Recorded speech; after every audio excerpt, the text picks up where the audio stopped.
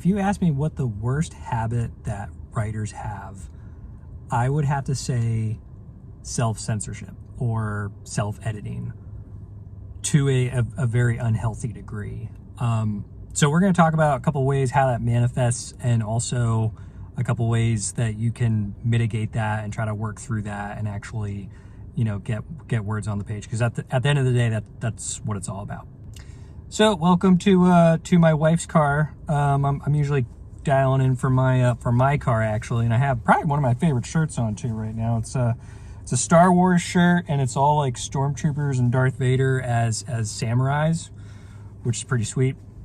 Also, you can find all kinds of stuff in your car when you got kids. I got all kinds of fruit snacks and drinks and wrappers and all manner of items in here, so it's a bit of a mess. Don't tell my wife I said that. So self-censorship or self-editing, basically editing at the wrong point in time. So you do want to edit, but that should be at, the end of your process. That should be kind of back-end process. When you are just doing your first draft, the biggest thing you can do for yourself, the biggest goal you can set for yourself is just putting words on the page, okay? It's not gonna be gold.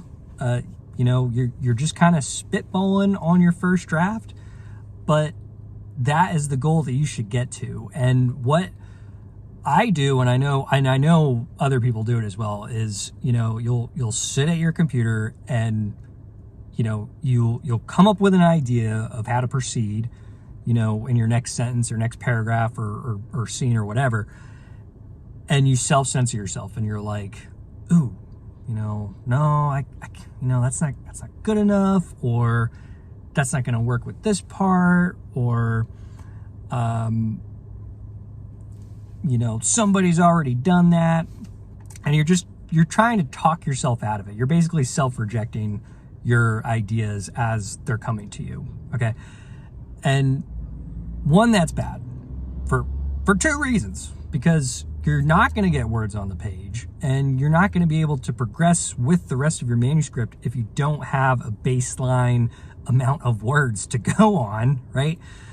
And number two, you should trust your intuition, okay? You should trust that what you're going to put on the page is, again, it's not going to be gold. It's your first draft, okay? But it's something, okay? It's something to work with. It's a foundation, okay? And it might be a little creaky foundation, okay? But that is why you go into the editing process on the back end. And I think the biggest way that this manifests itself is in the so-called writer's block, okay? And we can talk about that. We can debate whether or not that exists and what forms. But I think that is a way that writer's block can manifest, where you sit at your computer and you're getting ideas, but you're just second guessing the crap out of them, and you're just refusing to write them down for whatever reason. Okay. And I think there's one thing that I do in particular that helps me avoid those kinds of moments, and where I do second guess myself. And that is, so if I write one day, at the end of that writing session, what I try to do is plan out how my next writing session is going to go. So if I finished a scene, I'm going to at least think about how I want to enter into the next scene. Or if I'm still knee deep in a scene from one day to the next, and I'm in that day, I think about how I can finish it. I think giving yourself that foresight, that sort of, we'll call it narrative distance between one writing session to another, can give you a lot of introspection and perspective on how you want to move forward.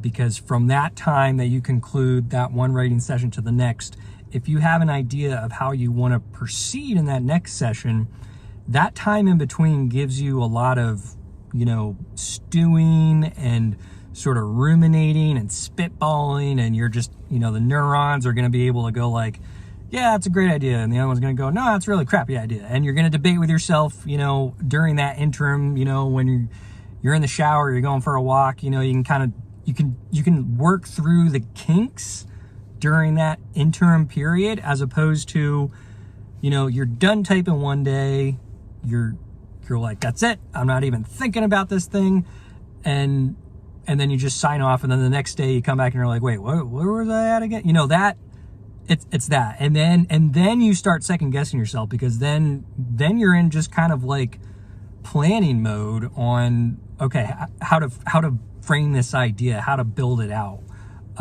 You want to have a little bit of an idea from one writing session to the next of what that next session is going to look like, because nobody wants to be like, and I just watched Princess Diaries like a couple days ago, and I totally forgot about this dude in the movie. I think his name is Mr. Robitussin. He's a you know, Anne Hathaway's neighbor. He's a writer. You know, clearly the dude is just burnt out like all hell. You know, he's a writer. He comes walking out of his house with like a bathrobe and slippers, and he's taking his trash out, and he's just like mumbling to himself. You don't want to be like that guy, right? You don't want to be like the dude coming out in your bathroom. And I mean, we've all been there, okay? That's a really good technique to get you to not be like that, where, you know, if you have some ideas that you're able to chew on between one writing session to the next, it'll give you that space to be more creative, because if you have an idea, a very conceptual idea of what you're going to write about, what you're going to talk about, then that's when you can actually get creative with those thoughts, okay? But if you're just like going into it cold, you are going to second guess yourself. It's inevitable. Like, you absolutely will, because those ideas are fresh to you. So, you know, you've never thought of them before. You've never entertained them before. So how can you pick them apart if you're just, you know, coming into them cold? You really can't. It's impossible.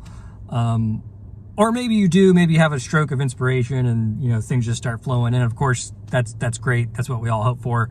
But I'll tell you, 9 out of 10 writing sessions are not like that. So having a plan from one to the next, I guarantee you is going to do wonders for you. If it's the one habit that you should focus on to get you out of that second guessing yourself rut, out of that self-censorship rut that I know I find myself in. It is hard to avoid, but that's something that can really help you out.